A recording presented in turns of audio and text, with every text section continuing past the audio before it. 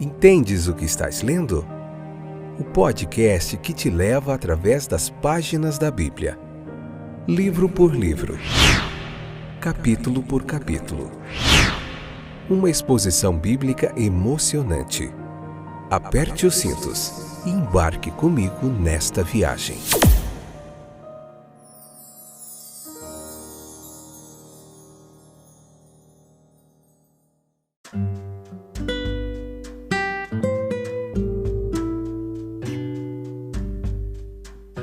Olá, eu sou o Fábio e esse é mais um episódio do podcast Entendes o que estás lendo. Que momento gracioso que Deus nos concede. Tudo bem com vocês?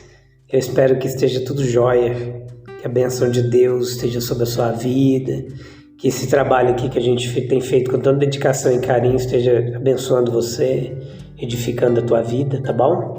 Hoje vamos ver Levítico capítulo 16, a parte 1ª, episódio de número 405, esta que é a 5ª temporada, onde a gente está vendo nessa estudo sequencial da Bíblia, capítulo por capítulo do livro de Levítico, tá joia? Tem muito episódio bom aí para você, mais de 400 episódios, o livro de Gênesis, de Êxodo, Lucas, João, capítulo por capítulo, completinho, muita teologia bíblica clara e objetiva para você entender mais o texto bíblico. Esse é o nosso objetivo aqui. Há mais de 25 anos que eu tenho estudado a Bíblia, que eu tenho aprendido e ensinado muito do texto bíblico. Eu trouxe para cá toda essa experiência e bagagem junto com muitos comentaristas e teólogos bíblicos aí, para a gente junto tá ajudando você a entender mais o texto sagrado, tá bom? Então, o grande dia da expiação, esse capítulo 16, a gente vai ver em 4 capítulos, tá bom? 4 episódios, então não perca, um melhor que o outro, tá bom?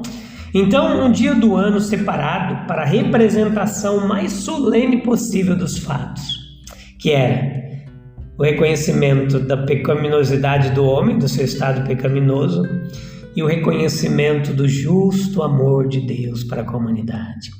A expiação conforme a lei cerimonial, a insuficiência dos sacrifícios diários, estabelecidos pela separação de um dia para o sacrifício especial.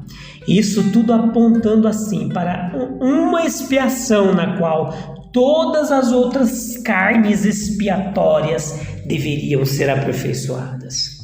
A advertência solene na morte dos 2 filhos de Arão, Nadab e Abiú, proclamando a imutabilidade da lei divina e a inacessibilidade. Ó, que palavrinha difícil, vou repetir para você. Inacessibilidade quer dizer o não acesso de Deus em sua infinita justiça. Então veja a necessidade de que enquanto a nuvem sobre o propiciatório falasse de santidade e majestade, deveria haver um testemunho mais enfático de amor e misericórdia. No entanto, esse testemunho ele deve estar no caminho da lei e da ordenança, portanto, sustentando que Deus é justo enquanto é misericordioso. Olha que fantástico. Essas considerações preliminares nos preparam para tomar o grande dia da expiação como a profecia típica cumprida na revelação de Cristo. Vamos lá, hein? Perceba, pega um caderninho, anota suas dúvidas, leia o capítulo que a gente vai entender tudo isso aqui. Perceba que a mediação entre Deus e o homem deveria ser uma mediação perfeita. Para a ministração ordinária basta lavar os pés e as mãos, mas para o grande dia, uma limpeza completa. Uma criatura semelhante, imperfeita e pecaminosa, ela pode ser empregada como um canal de comunicação entre Deus e nós, mas não como um mediador eficiente para ambos. Agora, a pureza de Jesus, ela deve ser mais do que relativa, mais do que caráter, ela deve ser absoluta. Portanto, como vemos na encarnação, tão pouco podemos encontrar satisfação na humanidade de Cristo. a menos que acreditemos que ela foi capaz de render a Deus um sacrifício infinitamente aceitável. Portanto, enquanto era carne, ele deveria estar livre de toda mancha de pecado. Mas nós colocamos os nossos pecados sobre ele, então ele deve ser absolutamente sem pecado, ou então os nossos pecados serão aumentados pelo dele. Agora, o sumo sacerdote ele deveria estar vestido com roupas sagradas em um corpo lavado, ou seja, limpo. As vestimentas sagradas, o sumo sacerdote, ele tirou as suas roupas de ouro ali, de pedras preciosas, e vestiu o linho branco, emblemático da perfeição. A repetição contínua dos sacrifícios e das abluções sacerdotais, juntamente com as ofertas sacerdotais especiais, elas representavam a necessária imperfeição da expiação cerimonial. Entenda, o ofício do sacerdote era visto em seu auge de dignidade no ofício do sumo sacerdote. O ofício do sumo sacerdote em seu dever mais solene, que era entrar no santuário uma vez por ano e fazer expiação por todos. Mas o verdadeiro sumo sacerdote e a verdadeira mediação ainda estavam por vir.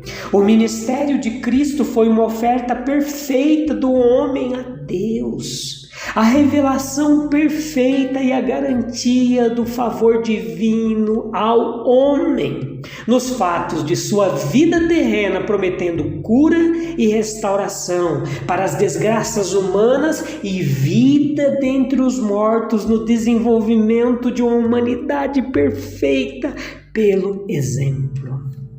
No desdobramento e na proclamação do reino celestial que realmente começou em sua pessoa e prosseguiu em esferas cada vez maiores da vida espiritual em sua igreja, em sua glória ressurreta e na concessão do Espírito Santo de Deus, que foram a conclusão de seu trabalho oficial como mediador, pois ele que se fosse para o Pai, isto é, como mediador, ele enviaria o Consolador.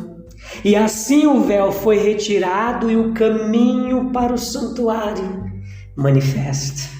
O nosso sumo sacerdote não é um de uma sucessão imperfeita dos filhos de Arão, mas segundo a ordem de Melquisedeque, vindo diretamente de Deus e permanecendo em perfeição única.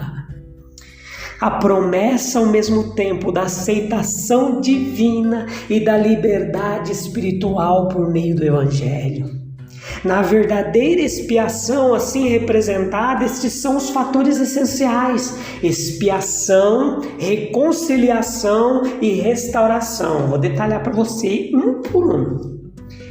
A expiação, o sangue do novilho, o sangue do bode trazido diante do propiciatório, aspergido 7 vezes, etc, etc. Não há remissão de pecados sem sangue. Um tributo à santidade de Deus, portanto, à perfeição do governo divino. Nenhuma paz pode ser verdadeira e duradoura se não tiver suas raízes na imutabilidade de Deus. Observe, como sentimento moderno de firmeza e uniformidade da natureza, justifica a necessidade de um perdão do pecado, que é uma manutenção da lei. Olha lá, os sofrimentos de Cristo, eles devem ser vistos não como atribuição arbitrária de uma penalidade, mas como sofrimentos da vítima sacrificial, isso é, daquele cujo sangue, isto é, cuja vida foi oferecida gratuitamente para selar a aliança e que, estando na forma de servo, obedeceu até a morte, feito de mulher, sob a lei, portanto ambos tendo uma natureza carnal e mortal, e estando em uma posição de obediência na qual ele deve, como um verdadeiro filho, cumprir toda a justiça. A cruz, ela foi um conflito aberto entre a justiça e a injustiça, na qual a verdadeira semente representativa da mulher, a verdadeira humanidade, ela foi ferida e como vítima, sangrando e morrendo no altar. Mas no qual, ao mesmo tempo, a aceitação da oferta, como provada pela ressurreição e ascensão, era uma manifestação da vitória da justiça e da abolição do pecado. Que maravilha! A universalidade da expiação, ela foi representada pela oferta para sacerdotes e pessoas semelhantes, para o lugar santo, para o próprio propiciatório, para todo o culto e vida religiosa da congregação. Fora do mérito do sangue do Salvador, não há aceitação de nada que ofereçamos a Deus. Os versículos 11 a 14 falam da reconciliação. A verdadeira concepção de salvação não é uma mera libertação do castigo do pecado, meus queridos, mas uma comunhão viva entre Deus e sua criatura. A vida do homem é o resultado da sabedoria, do poder, da bondade de Deus imutável e eterno. Ele carrega a eternidade e a divindade em sua própria natureza e existência. A sua bem-aventurança futura, sim, o seu próprio ser, ele deve ser assegurado no favor de Deus. As brasas ardentes do altar e o doce incenso reduzido, erguendo-se como uma nuvem diante do propiciatório, indicavam a mistura do divino e do humano na vida dos filhos reconciliados de Deus. Isso é mantido pelas ofertas de fé e oração, a luz da verdade divina penetrando na mente e na vida do homem. O coração se regozija em Deus e o busca por uma referência constante de todas as coisas a Ele, e dependência da vida diária de sua misericórdia. Quando assim a vontade e o amor de Deus fundamentam toda a nossa existência e a permeiam, há um caminho aberto, oh glória a Deus, entre este mundo e o céu. Os dois estão misturados, o homem se torna o que foi feito para ser. O que ele foi feito para ser? Um reflexo da imagem de seu Criador. Eu direi, é meu povo, e eles dirão, o Senhor é nosso Deus. O cristianismo tem a única verdadeira mensagem de esperança para o mundo, porque essa mensagem ela proclama a reconciliação entre a infinita perfeição de Deus e a humanidade imperfeita que Ele redimiu. Glória a Deus. Versículos 20 ao 28, restauração. O bode expiatório é o emblema de toda a libertação do homem da culpa e miséria do pecado. A necessidade dessa proclamação de um mundo novo. Nenhum símbolo poderia mostrar tão claramente a completude da aceitação do penitente por Jeová, como oferta pelo pecado em que uma vida foi entregue ao altar e, no entanto, um ser vivo sobreviveu para levar embora todo o pecado e impureza. O início de toda renovação de caráter e vida é o sentido de perdão total, paz perfeita com Deus. Os pecados foram para o deserto, eles não precisam ser purificados por nenhum esforço nosso. A restauração espiritual, ela está na raiz de todas as outras. Reino de Deus, É primeiro justiça, depois paz, depois alegria no Espírito Santo. Existe a humilhação voluntária do sumo sacerdote. Lembra? O que acontece? O dia da expiação era o dia do sumo sacerdote. Ele empreendeu o trabalho expiatório e nenhum homem deveria se aventurar perto do tabernáculo, versículo 17 do capítulo 16, enquanto ele estivesse envolvido nele. A primeira coisa exigida dele era a humilhação. Ele teve que deixar de lado as suas vestes gloriosas com as quais ele costumava ministrar e assumir roupas de linho branco. Ele teve que trazer uma oferta pelo pecado para si e para a família. Ele teve que se humilhar sob a poderosa mão de Deus antes que pudesse ser exaltado pela admissão na presença divina. Agora, requer que o sumo sacerdote, com sua oferta pelo pecado, tipifique com qualquer adequação Jesus Cristo. Pois ele é nosso sumo sacerdote, nossa oferta pelo pecado. Ele se humilha para morrer como sacrifício na cruz. Ele é um sacrifício voluntário. Ele se oferece. A humilhação de nosso sumo sacerdote só pode ser julgada por nossa concepção da glória da divindade a qual ele temporariamente renunciou. Somada à profundidade da ignomínia que chegou em sua crucificação.